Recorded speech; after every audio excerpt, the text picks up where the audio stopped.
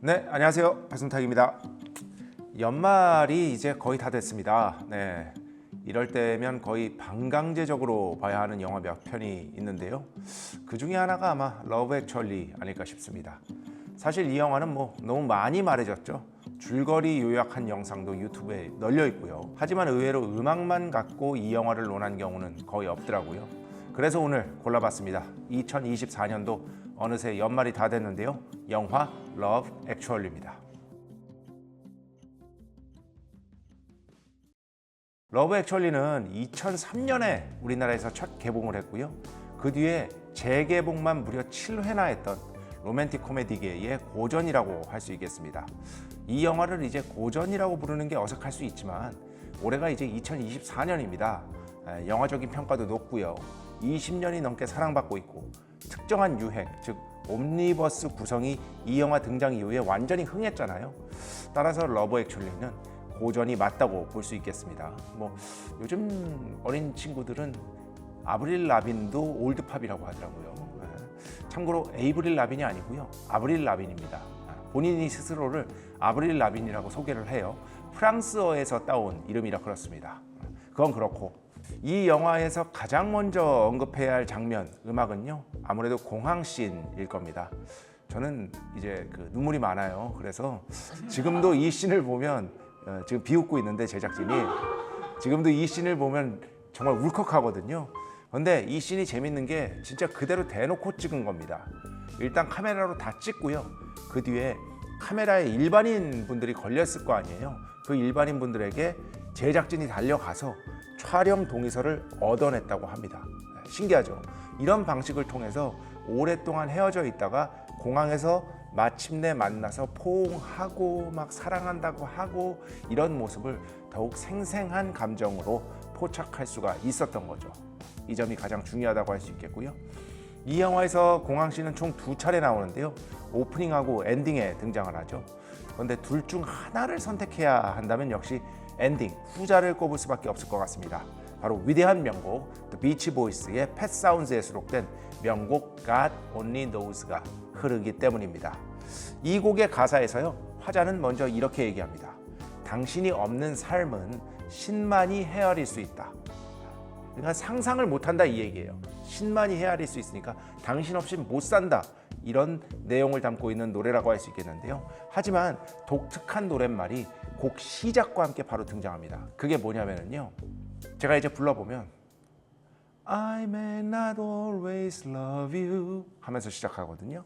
당신을 내가 항상 사랑하지는 않을 수도 있다. 항상 사랑하지는 않을 수도 있다. 웃지 마세요. 이게 무슨 얘기냐면 사랑이라는 감정이 365일 밤낮으로 언제나 지속되는 건 아니잖아요. 어떻게 보면 굉장히 오히려 솔직한 감정을 드러내고 있다라고 말할 수가 있고요. 하지만 또 동시에 이 영화 장면과 생각해보면 물리적으로 서로 떨어진 상태를 뜻하는 거라고도 볼 수 있습니다. 그래서 이 곡을 쓴 거죠. 공항씬에 나오잖아요. 이후에 이 곡이 좀 더 진행이 되면은요. 화자가 이렇게 고백을 합니다. 별이 떠 있는 한 당신과 함께 할 것이다. 이제는 서로 떨어져 있다가 공항에서 마침내 만났다라는 상상을 우리가 할 수 있는 거고요. 이 공항에서 그렇게 오랜 기간 떨어져 있다가 사랑하지 않을 수도 있어요. 이런 노랫말에 걸맞는 상황 속에 있다가 마침내는 영원의 사랑을 약속하는 그런 전개가 바로 이 곡 안에 이미 녹아있는 것이다. 그래서 이 곡이 써졌다라고 생각할 수가 있겠습니다. 이 노래 God Only Knows는요. 특히 당대 동료 뮤지션 그중에서도 비틀스의 폴 맥카트니에게 큰 영향을 줬는데요. 1966년 가을에 비틀스하고 폴 맥카트니가 그러니까 안식년 비슷한 걸 갖고 있었어요. 쉬고 있었습니다. 이렇게 쉬고 있었던 이유는 크게 두 가지가 있는데 이건 알아두시면 재밌거든요. 먼저 필리핀에서 그 전에 대통령 영부인 초대를 받았는데 필리핀에 간 적이 있었거든요. 그걸 거절했어요. 그런데 그거는 필리핀에서는 상상을 못하는 일이거든요. 그래가지고 필리핀에서 거의 쫓겨납니다. 필리핀에서 못 나올 수도 있었어요. 필리핀 국민들이 워낙 분노해서 대통령 영부인 초대를 거절해? 감히? 이래가지고 못 나올 수도 있었어요. 그래서 굉장히 큰 사건이 하나 있었고요. 그리고 워낙 유명한 말이 있잖아요. 이즈음에 존 레논이 이게 비틀즈가 예수보다 유명하다. 이 발언을 함으로써 미국에는 기독교 근본주의자들 굉장히 많잖아요. 비틀즈 앨범 화형식하고 난리도 아니었단 말입니다. 그래가지고 아마 요즘에 이런 정도의 사건이었으면 은퇴해야 됐을 수도 있어요. 그럴 정도로 큰 사건이 2차례나 벌어져서 비틀스 멤버들이 다 쉬고 있었거든요. 그래서 이 쉬는 기간에 폴 맥카트니가 이 곡이 실리는 음반 팻 사운즈를 더욱 깊게 감상했다고 하는데요. 특히 가장 좋아하는 곡 God Only Knows를 들으면서 저처럼 눈물을 흘렸다고 합니다. 인터뷰를 보면은요, 폴 맥카트니가 이렇게 찬사를 보냈습니다. 큰 감동을 받았어요. 교육을 위해서 아이들에게 한 장씩 사줬습니다. 이 앨범이야말로 세기의 고전입니다. 그런데 재밌게도 이 영화에는 비틀즈의 음악이 또 포함이 되어 있죠. 우리 모두가 아는 바로 그 곡, 너무나도 많이 커버된 All You Need Is Love, 이 곡이라고 할 수 있겠는데요. 당시 히피 문화에 푹 빠져있던 비틀즈가 히피가 주도했던 사랑의 여름을 테마로 만든 곡이고요. 어떤 유토피아적인 사랑을 묘사한 곡이라고 할 수 있겠습니다. 이 영화 자체가 그렇죠. 우리가 꿈꾸는 이상적인 사랑 이야기 모음집이라고 할 수 있는 게 바로 이 Love Actually라는 영화다라고 할 수 있으니까요. 이 외에 머라이어 캐리의 음악을 다시 부른 All I Want for Christmas Is You는 워낙 유명하니까요. 이건 그냥 패스하고요. 그런데 올 크리스마스에도 또 이 노래가 1위를 할지, 빌보드 1위를 할지 최근 몇 년간 계속 1위 하고 있거든요. 그거는 좀 궁금하긴 합니다. 아마 그렇게 될 것 같아요. 하지만 이 영화에 아주 이상적인 사랑 이야기만 담긴 것은 아니죠. All I Want for Christmas Is You, All You Need Is Love, God Only Knows 같은 곡이 관객들에게 기쁨, 사랑, 감동 이런 감정을 선물했다면 관객을 가장 분노케 한 에피소드도 포함되어 있습니다. 바로 캐나다 출신 위대한 싱어송라이터 조니 미첼과 관련이 있는데요. 여러분도 알고 있다시피 사장인 남편이 부인에게 크리스마스 선물로 CD 한 장 달랑 사주는, 원래 부인은 이제 엄청 예쁜 목걸이를 받을 줄 알고 있었는데 그거는 이제 여직원 주려고 산 거죠. 그 에피소드 굉장히 지금도 분노하시는 분들이, 일단 분노는 잠시 식히시고요. 그 장면에 흐르는 노래가 조니 미첼의 Both Sides Now라는 곡이거든요. 이 곡은요, 조니 미첼이 비행기에서 솔벨로의 비의 왕 핸더슨 The Rain King이라는 책을 읽다가 구름을 바라보면서 쓴 노래인데요. 그래서 구름에 대한 이야기가 이 곡 가사 안에 나옵니다. 영화에서는 1969년에 이 곡을 발표를 했거든요. 2000년에 조니 미첼이 오케스트레이션을 더해서 이 곡을 직접 자기가 다시 커버를 해요. 이 커버한 버전으로 이 영화 속에서 등장을 합니다. 이 곡은 팝 역사상 가장 시적이고 문학적인 노랫말을 담고 있는 것으로 잘 알려져 있는데요.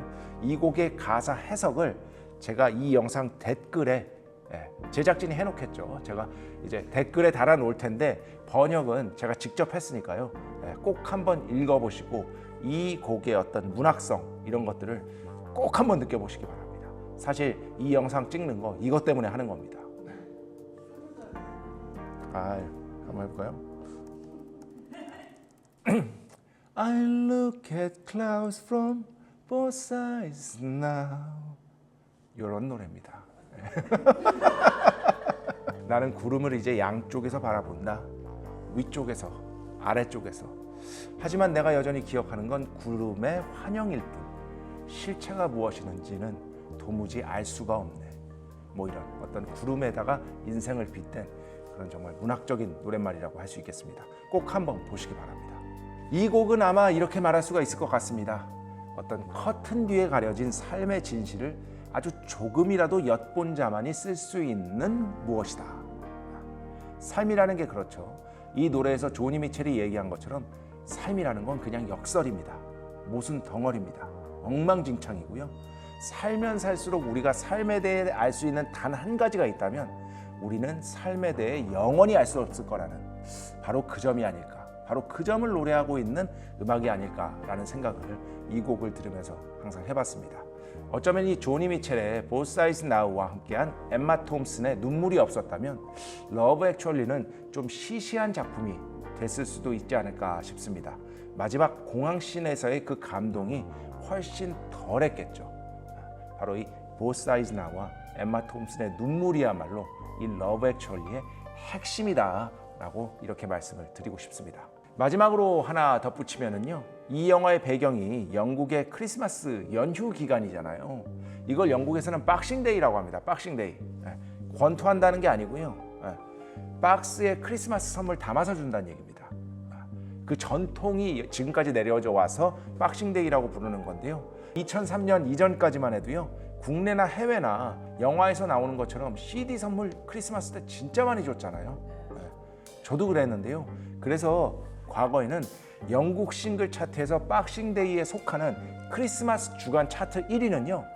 거의 틀림없이 그해 가장 많이 팔린 곡 싱글이었어요.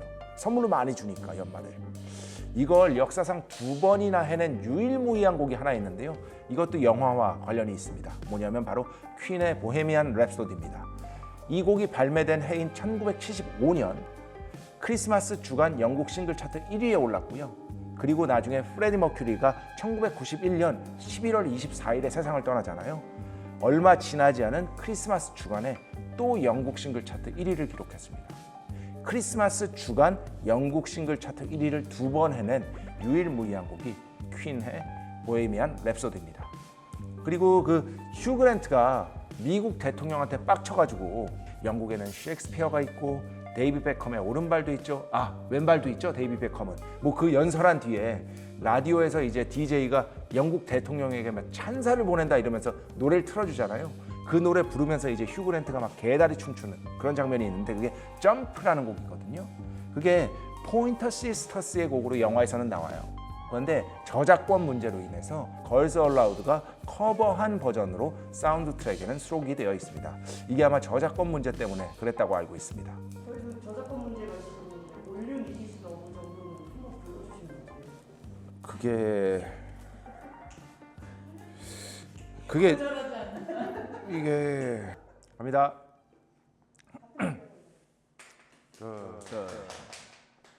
Nothing you can do can be done. Nothing you can see can be sung. It's easy. All you need is love. Bam ba ba ba ba. All you need is love. All you need is love, love. Love is all you need. Love is all you need. Love is all you need. Love is all you need.